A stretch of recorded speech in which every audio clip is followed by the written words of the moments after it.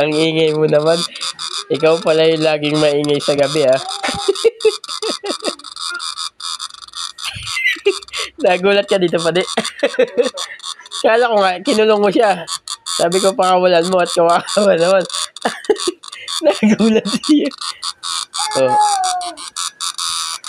Ang ingay niya, no? Hindi pa ito yung maingay niya, di ba? Ah, pag marami sila.